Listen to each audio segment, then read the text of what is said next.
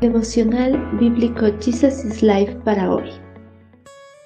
Bendiciones abundantes de nuestro amado Señor. Continuamos en el libro de Job, capítulo 8. No todo sufrimiento es consecuencia del pecado. Entonces Bildad, el suita, respondió a Job: ¿acaso Dios tuerce la justicia?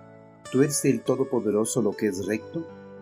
Seguramente tus hijos pecaron contra él, y por eso el castigo estaba bien merecido. Pero si oras a Dios y buscas el favor del Todopoderoso, si eres puro y vives con integridad, sin duda que Él se levantará y devolverá la felicidad a tu hogar. Bildad, molesto por la actitud de Job, sin ninguna clase de compasión o sensibilidad ante el sufrimiento que atravesaba su amigo, le cuestionó acerca de la justicia de Dios. Pues para Bildad, Dios era un ser justo y enviaba aflicciones solo sobre las personas que habían pecado contra él. Bildad equivocadamente creía que todo sufrimiento del ser humano era resultado de los pecados. La base del argumento de Bildad en cuanto a la justicia de Dios era correcta, pero su idea de la justicia de Dios no lo era. El argumento de Bildad era así: Dios no puede ser injusto y Él no castigaría a un hombre justo. Por lo tanto, Job debe ser injusto. Bildad sintió que no había ninguna excepción a su teoría. En definitiva, ¿acaso torcerá Dios al derecho o pervertirá el Todopoderoso la justicia? Dios es un ser divino y nunca torcerá la justicia en beneficio o en contra de la humanidad que Él mismo lo creó. Acusar a Dios de algo como eso sería seguramente una blasfemia.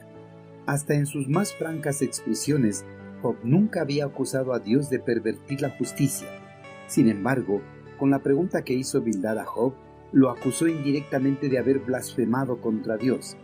Pues Job aseguró que no había cometido pecado para ser merecedor de las aflicciones.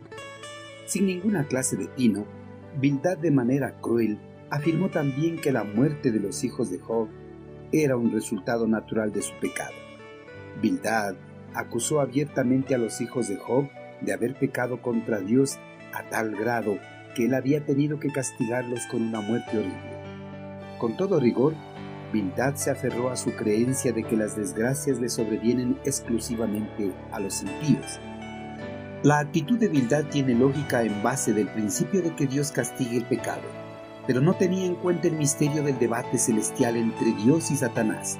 Con esta lógica equivocada, Bildad exhortó a Job para que se arrepintiera de sus pecados y pidiera perdón a Dios para que su relación se restablezca y pueda nuevamente gozar del favor del eterno Creador. El exhorto final de Bildad es importante tomarlo en cuenta. Si una persona en realidad está bajo el control de un pecado no confesado a Dios, es importante que surja el arrepentimiento y la confesión del pecado para restaurar la relación con su Creador.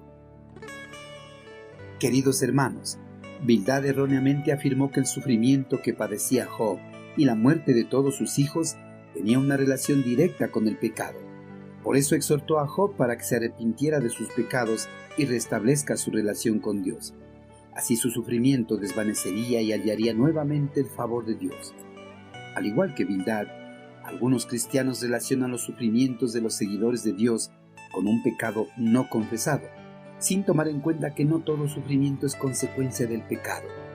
Un sufrimiento puede ser una prueba que el Señor le da para llevar a su siervo a una madurez y crecimiento espiritual, o también puede ser para usarlo como un instrumento en la expansión de su reino. Hermanos, ante el sufrimiento de algún miembro de nuestra congregación, no nos apresuremos a dar un veredicto. Analicemos cuidadosamente las posibles causas por las cuales el hermano está atravesando ese sufrimiento. Una vez que tengamos la certeza del por qué está siendo afligido, tengamos el tino necesario para ayudarlo a superar o sobrellevar esa aflicción. Si la aflicción es consecuencia de un pecado no confesado, animemos al hermano para que se arrepienta de su pecado y se reconcilie con Dios. Pero si su aflicción es una prueba que Dios le está dando, alentémosle para que no desista de su fe y permanezca firme, sobrellevando ese sufrimiento y así encuentre la victoria en Cristo Jesús.